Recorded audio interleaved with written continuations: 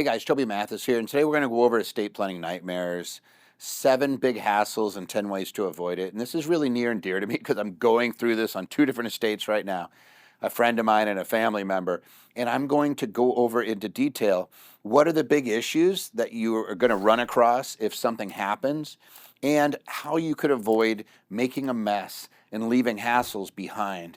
What things you could do now to care for your loved ones so that they're not having to go through and doing a fire drill if something happens to you. And I'm not talking about just passing away.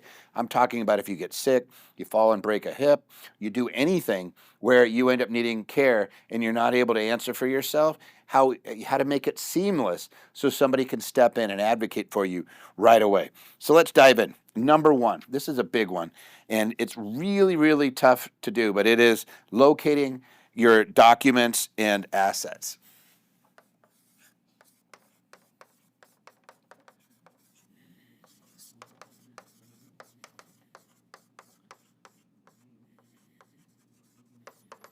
This is a big one, right? This is like especially nowadays with digital, it is really tough for people to get into your stuff. There's sometimes two-factor authentication, which means they need to be able to get into your phone, and they need to be able to have a password and how to get access to these things. And it becomes really, really tough if you don't have a plan. This is a huge one for people that step in and all of a sudden they're trying to figure out what you have that's titled assets. We could find that in an asset search. And then what we can't see in an asset search, like your financial statements, your financial accounts, a lot of that only lives on your in your email and on your phone. And sometimes it could be really tough to locate those things. So we'll go over the solutions here in a little bit, but that's a big one. And hidden and unknown assets, like nobody knows that you had that special container out on somebody's property, and that's where you stored some of your equipment or whatnot. You got to make sure people are aware of where you're keeping things, and I'll again show you a way to make sure that's easy. Number 2, probate and delays. So, if you don't know what probate is, it's the court process for transferring assets in the event that you died with intestate, where you don't have any estate plan, or if you died with a will and you're basically going to the court to transfer assets, or you have a pour over will with a living trust, in which case you have a living trust, but maybe not all the assets got in there. What you might find is that you leave behind somebody an 18-month to 24-month process where they're having to go to court, they're having to get appraisals, they're having to do a lot of activity, and also it's inviting a contest because you're going to be basically bringing in all the beneficiaries, and all of a sudden you have a tinderbox that sometimes explodes, and that's far too common, and it does create massive delays. The average probate in the United States is somewhere between 12 and 18 months. And so if whatever we can do, and we'll go over the solutions here in a little bit, to avoid that, we're going to want to. But that's a huge hassle that leaves because there's the court costs, attorney's fees, appraiser fees, administrative costs that go along with it. If you have properties in multiple states, you're oftentimes having to probate in multiple states, and it gets to be really, really costly and time consuming. Number 3, fights. I'm just going to call it fights, but really it's called inheritance conflicts, family dispute over items. And if you have ambiguity, or if you don't leave a will, or if you leave a will or a living trust and you're not explaining who gets what, expect this. Now, there are some actions you could take to minimize it, but I'm just saying that that it usually comes from a lack of foresight of the individual who's passing to say, hey, here's some sentimental items, and I didn't assign them to somebody. I didn't write it down. It would have taken you an hour during your life to actually sit down and list these things.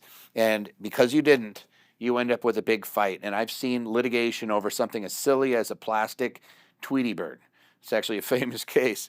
I've seen litigation over Christmas plates, where both sides spent over $5,000-$6,000 in attorney's fees each, fighting over some plates that were worth hundreds of dollars. So we want to eliminate that. That's a big hassle. Number 4, estate taxes and debt. This is one of those things. If the estate's large enough, you could be looking at an estate tax. It really depends. When I first started practicing, estate taxes kicked in right around $600,000 of estate. So lots of people were getting hit by it. Now it's over 14 million, right? It's like this huge amount, right around 14 million per individual. So it's a huge amount where very few people are subject to the estate tax. There was actually a TV show, I think Yellowstone, that was predicated on they're losing their ranch because they owe so much tax. That could actually happen if you don't plan. And then you could have debts that show up, and the next thing you know, you're in one of these, probating, fighting with a bunch of these debts, and you end up with a mess. And especially if somebody doesn't know where those debts are. I've had situations where people started coming out of the woodwork saying, I borrowed money or I loaned money to the guy, this person who's the decedent, I want my money. They're coming up and you're like, hey, can you prove it? Let's see the transfer, having to go into bank statements and all this stuff. And they're always like, no, it's handshake deals. And then the next thing you know, you're just running around in circles. You got to make sure that you're documenting valid debts. You got to make sure that if there's transfers like before you pass, or if you're dealing with an older parent or something and they're like, oh, this is yours or this, make sure that you're getting documentation. Otherwise, it's going to end up right here in one of these fights, and we don't want to see that. You got to be explicit, make sure that it's in writing. How about this? Real estate. Real estate and maintenance. I'm just going to say managing your real estate, especially if you have multiple properties and you own them in your name, you might be begging for a problem because now all of a sudden the estate is having to deal with multiple tenants and the person that they were paying has now passed away or is incapacitated. Now you're showing up. Expect them to be skeptical. If you have, hopefully you're using LLCs, those are easy peasy because the money still goes to the LLC. In fact, it's very, very turnkey. And usually if you have that LLC, you have a living trust, so you're not even dealing with the probate side. It can be extraordinarily simple. We'll go over that when we talk about our solutions. But a real estate and maintenance of it can be a serious issue, including taking care of your property and who is empowered to actually do what. Things like property taxes, making sure that those don't go delinquent. Some of these times, probating these things can take a couple of years. You got to make sure somebody's actually pay attention to these things so you don't have some sort of legal action against you. You don't have foreclosure. You don't have a debtor, the bank or somebody coming after you saying, hey, no payments have been made. You want to make sure that you're aware of these things and that somebody's addressing them. But that's definitely one that we see over and over again. Number 6, business succession. You want to make sure that if you have a business that you're being explicit as to who's going to manage it if something happens to you. That you're not just saying, hey, I have a big business and let's say it's a sole proprietorship, it's your plumbing business. Your business is done if something happens to you, right? If you want to pass that on, you got to make sure that, A, you're treating that business like it's a separate entity, get that LLC in place or a corporation. And then you want to make sure you're explicit about who is managing it in the event you're not able to.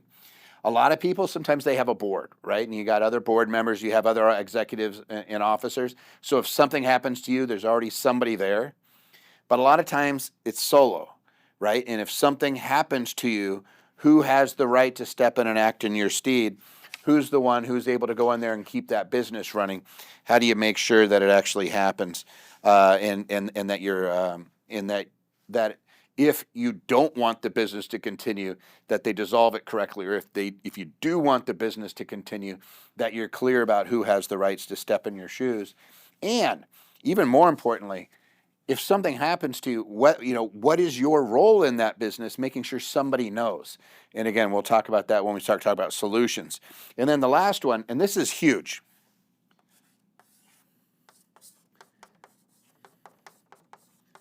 Digital assets. I know it kind of comes up there. Digital assets is one of the biggest areas, online accounts, all those things. This is the big one, is just making sure people know that they exist and that you're being explicit about how they access and who can access. right? We don't want to just write down a username and password and tell one, like all of your kids, because expect, I used to do this in a guardianship firm, expect that if somebody gets there, that during your lifetime, they may just say, hey, dad, or hey, mom, let's, just put me on the account. And the next thing you know, you just disinherited your other kids. Or they're saying, hey, this was really my money, or they don't tell anybody about it. They secret it.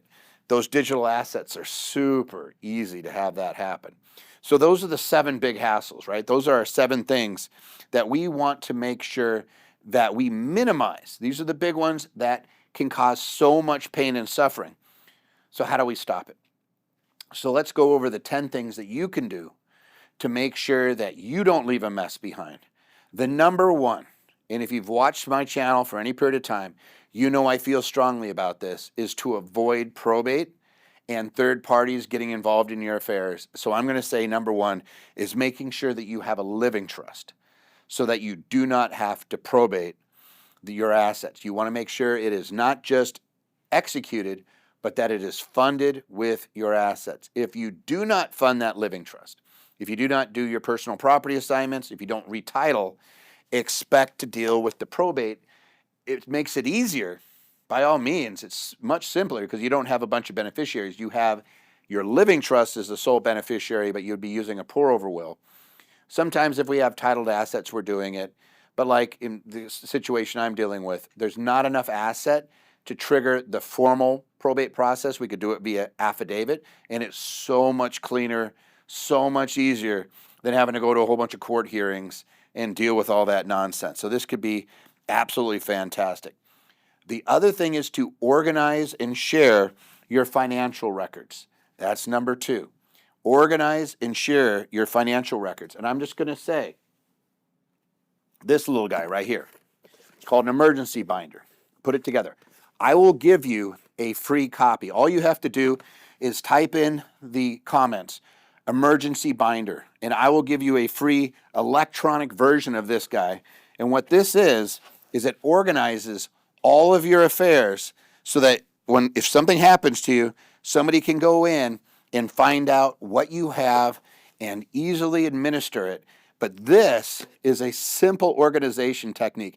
I will give it to everybody. Just go down and type in emergency binder I don't care if it's 1,000 of them. I really don't. You got to have this. This is not a living trust. This is not a will. This is an organizational tool that's going to allow you to track all of your accounts and make sure that your financial records are known to the people that you want to know about it. Now, if you're worried about them having access to your passwords and things, if you're worried about that, don't worry. The password sheet is separate. You keep it at a separate location than the binder. So if you do this electronically, for example, you may share this and say, hey, to your family members, hey, here's where I keep this. You may print it out and you say this is where it's located, something easy for them to come and get. I would say get a binder, put something like emergency binder on it so that people know what it is. But by itself, that will not give them access to your account. Then to your lawyer or to somebody that you trust or in a safe, keep the passwords and say, hey, there's a password sheet, and you'll see the way it works. There's a numerical process where the password's not on there. It doesn't say what the password is, but together with the password sheet and that binder, they'd be able to get access. But they'll know about everything right away, so they know at least what the world is that you have, so that they can help make sure that it's administered properly. Number 3 is you still got to have a will. I know I said living trust, number 1. You still have to have a will in case you don't fund everything into the living trust. So if you do it properly, like when I do a living trust, I do a blanket personal property assignment, but there are still titled assets, things like cars and boats and RVs and real estate that sometimes we keep in our name and we don't get around to transferring during our lifetime. So we got to make sure that the world knows that the sole beneficiary of your estate is that living trust and everything goes into it.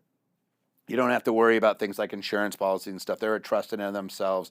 A retirement plan, same thing. You can make your trust a contingent beneficiary. Those things don't have to be probated because they are already a trust. But make sure that you have a will no matter what. Even if somebody says, oh, once you have a living trust, you don't need a will. That is not true. That is not true. There's always going to be some reason. We still want to file a low asset, no asset probate simply because it puts a timeline on any creditors from coming after the estate. So as long as we publish that, then we could do it at our leisure. It's then the world knows, hey, John Smith has passed away. I have so many days to file a claim, otherwise I'm barred. And if we can do that, then we can protect the estate from having somebody show up 4 years later saying, here's a contract you're in breach of. And by the way, where's all the assets? So we distributed them. Then I need to go get them from those people. We want to make sure that doesn't happen. Number 4 is communicate with family members. Make sure that it is clear as to what your intentions are. What I find is that surprising your family members and sometimes shocking them with bad news is not the way to do it, right? It causes problems when you do that. Make sure that somebody knows that you're clear. So for example, if you're going to disinherit children or something, make sure it's explicit and that somebody knows why or your rationale. Don't put it in like a will because you're putting it in the public, you're airing your dirty laundry. If you're putting it in a trust, don't even explain there. Keep it simple. I'm disinheriting even though these are so-and-so are my natural children. They're disinheriting them, treat them as being predeceased. That's usually the language you use. Make sure somebody knows why so that they can explain it. It'll keep the feelings from being hurt because it's not always what you think. Sometimes it's because there's somebody that's just maybe that needs the assistance and they feel like these kids are really good on their own. But make sure that you're clear. Make sure that you're clear about what your business is. One of the things about the emergency binder I showed you, I'll show it up here again. One of the things that's in here that we put in there is your business philosophy, why you're doing what you're doing, and you're explaining it so that somebody looks at it and goes, oh, Mom and Dad like cash flow. They didn't want us to get rid of the rental properties. They want us just to keep using that income to live off of and to take care of future generations. Make sure that it's in there, that they understand what you're doing, why you're doing it. Going so far as to even say, here's the philosophies that we follow. Here's individuals that we learn from. You should continue to learn from them. So if you're a disciple like Robert Kiyosaki, you might say, go read Rich Dad, Poor Dad. Or if you like infinity investing, say, hey, go to those courses. Go watch and learn on the Infinity platform so that you understand why we are building things the way that we build them. Other things that we do. So make sure that you're clear. Number 5, minimize your estate tax if your estate is big enough to where that is going to be a problem. There are gifting strategies that you could use. You can use charitable entities to get it out of your estate, but make sure you can use trusts. But if you are sitting in that situation where you're over $30 million right now, it could be $10 million next year, it could be $5 million the following year, right? These things move around depending on what Congress is deciding. But if you are in that danger zone, make sure that you're addressing it. Sometimes it's as simple as saying, hey, I'm just going to buy a lot of insurance to make sure that if there is a tax owed, like this is the scenario, you have a business or you have real estate and it's worth over the limit, and now you have a tax bill, but you don't have cash. You don't want to be in a situation where you're forcing people to sell the real estate or liquidate the business so that they can pay the tax. We want to make sure that we have enough liquidity. So if you're in that situation, make sure that you're doing what you can to minimize it, and then also make sure that you have enough cash so that it's not an issue. Other things. Number 6, ensure that your beneficiary designations are updated. In other words, if you have retirement plans, make sure the beneficiaries are who you want them to be. Life insurance policies, make sure that you're not sitting with a life insurance policy with your ex-spouse as the beneficiary. Make sure that if you have bank accounts that are joint or have a paid-on death, that you're looking at that and you're notifying the party so that they know, so that if something happens to you, they're not in the dark. They're not going to know to even ask if that's a situation. Number 7, plan your business succession. The emergency binder allows you to do that. You can also sit down and create a plan of attack. Invite your kids, if that's your succession plan, is I want them to run my business. Get them involved in your business.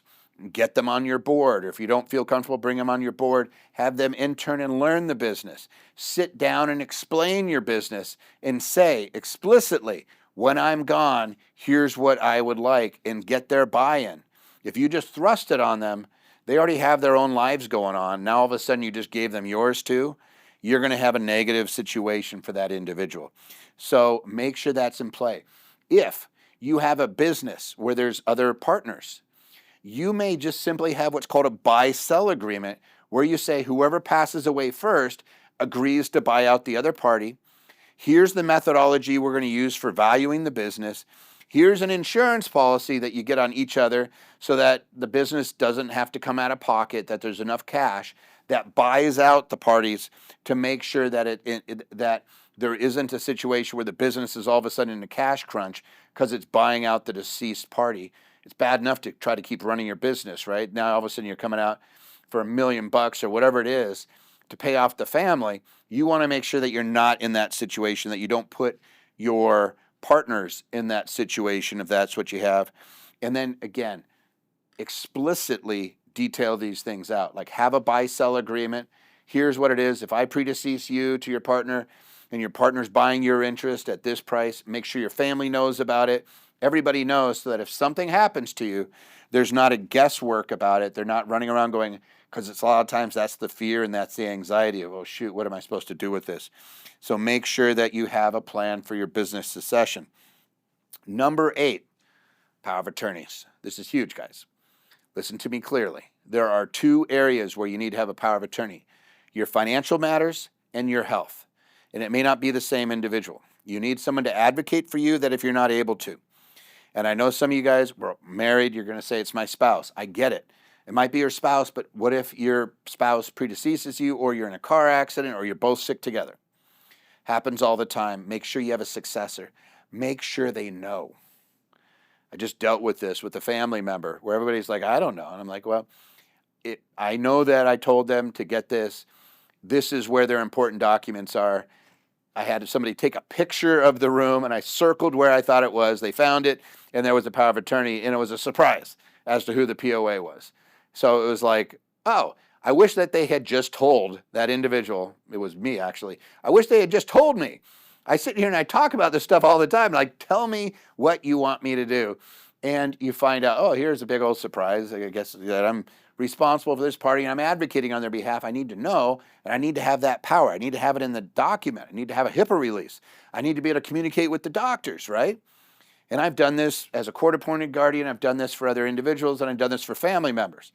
I gotta have the document under any circumstances. Sometimes the doctor will just ask you, if you're married, for example, they're probably just going to go up and ask your spouse.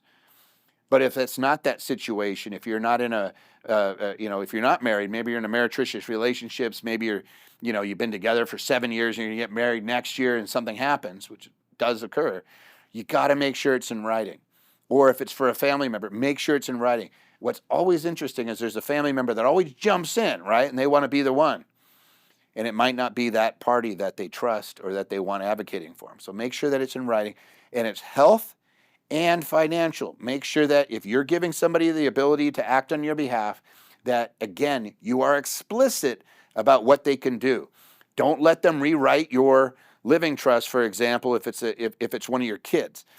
If it's a fiduciary or somebody, then you can give them broader powers. But sometimes if you give them the power to gift things off or to change your estate plan, they might disinherit their other siblings, right? And then now you're in for a big fight, right? And they're like, but and then maybe you're making it effective only if you're incapacitated. You don't want to make it effective immediately unless there's a good reason. But I've seen it happen, and now somebody has control over your financial accounts you didn't even know, and they get up to no good. So you got to make sure that you have a power of attorney for financial and a power of attorney for healthcare, and that they're explicit about what the powers are, and that you're clear about your wants and wishes. Number 9, and dealing with this too, is maybe you prepay and plan your funeral before you're gone, right? Sometimes we just write down, hey, what would I prefer, burial or cremation? Oh, I'd like to be cremated. Okay, do you want a funeral? Do you want a celebration of life? Do you want to have it where do you want to have it? Do you want to have it at your church? How about your VFW or your friends? Living this as we speak, right? There's people that have sports bar, there's church. Everybody's fighting over, where we're going to have this thing, right? So be clear about what your wishes are so that you're not putting somebody into a situation where they're having to argue about it, right, with anybody else. Make it very, very clear so that it's like, here's what I do. And by the way, that emergency binder, you can do that in there. You could just literally take 30 minutes. Hey, this is where I go to church. If we're going to have a funeral, have a celebration, make it, but do it at the church. I prefer to be buried, and, leave some directions. Especially things like organ donation, stuff like that. You'd probably put that in your power of attorney, but also make sure that they know. Put it on your driver's license if you're doing that as well, so that there's no question, because sometimes these things are time sensitive. But make sure that you're addressing these and writing it out. For some reason, that's probably, like, I've done thousands of these. For some reason, people don't like to write about it. And I would say force yourself just to leave some instructions so you don't create anxiety, infighting amongst the family or your friends. Just cover it. And then if you could prepay it, that's great. But be aware, there's a lot of scams out there with prepayment. Like, we were just dealing with another one. It wasn't a deal. It was a client deal where they had a reservation of a lot, and they had the spot where they could bury, but the tombstone and everything else, and the burial, digging the hole and everything else was like 40 grand, right? Surprise! You had a reservation, but they didn't pay for all that. Like, make sure that you know exactly, here's the stuff that we want. Maybe you're making arrangements with your church ahead of time. Hey, or you like anything that you could do ahead of time to take the burden off of your heirs, at least writing out instructions. But if you do that ahead of time, and I have, when I was court-appointed guardian, I did do that quite often, and I would have the funeral prepaid and everything done ahead of time so that it was very, very simple for the family. Something that I would actually strongly encourage you to do. And then the last one, 10, hire somebody like me. Get an estate planner to document your estate. And I'm not saying reach out to me. That's not what I do so much anymore. My firm does it, so you can reach out to my firm, absolutely. Remember, if you reach out for an emergency binder, then say that you want a consult as well. And somebody could sit down and say, here's the documents we can create for you, and make sure that your plan is put in place. We're very, very good at it. But make sure that you have somebody who can help guide you through the process so that, God forbid, something happens to you, you know exactly what's going to happen. Now, the way that we do planning here at Anderson is we love to use entities. One of the reasons we like to use entities like LLCs and corporations is because they don't die with you. The reason we use land trust and living trust is because they don't die with you. If something happens to you, they're still there holding the asset, and we have successors, and it can usually be done very, very quickly. You could administer some of these estates in a matter of days instead of months and years. So it is kind of magical when you actually put it in place. And when you do your estate plan in conjunction with your real estate planning, in conjunction with the way that you invest, you can get it to where nothing's in your name, and it's super simple. If something happens to you, it's very seamless transition. You have to do it deliberately. That's not an accident. That's because you took the time and said, I care about my heirs or their loved ones or the organizations that I'm supporting when I'm gone, and I'm willing to take a few hours during my lifetime to save them from weeks and months of hassle in the event something happens to you. It's the way that I think is I want to bless them with that to where they're not having to worry about it. Just taking the fear, because I know the first reaction is going to be grief and then concern and anxiety. You want them just to be able to deal with their grief. The last thing you want to do is throw concern and anxiety and fear of the unknown and what do I do next, having to deal with strange lawyers and things like that. Last thing you want to do to somebody. But if you have it wrapped up and it has a bow on it and it says, here's who you talk to, this is already taken care of, this is how my estate's being handled, it's a blessing for your loved ones. Please do it. Type emergency binder. I'll send you a free emergency binder so you can organize it. And then if you want to get that living trust, you want to do an estate plan, just say, I want to consult and talk to somebody. They're easy to put together. It's not super time. It can be done in a matter of weeks and you're done. You're golden. Fund the thing. Make sure your assets are held appropriately. Do your business plan with it. Make sure that your entity structure is in place, and you'll be surprised at how simple this thing could actually be. Don't do it, and you could be like Prince, right? Something happens to him, and then for years, he's dealing with the courts and his estate's getting used up. Everybody and their mother's taking a shot at it, and everybody's saying that there is heir, and it was anarchy, right? Don't do that. Don't do nothing. Don't stick your head in the ground. Put together a plan. It's simple. Do it. And if you know anybody that you're worried about, forward this video to them. Say, hey, listen to this guy. Take a few minutes and put this in place. Share them the emergency binder link. Just say, hey, this is for you. Please put this together. If not for yourself, for me, because I don't want to have to deal with it if something happens to you. And just make sure that you're taking care of the people that you care about. Hey, like and subscribe if you like this type of content. Please share it with anybody you think that would benefit from it. Good luck. God bless.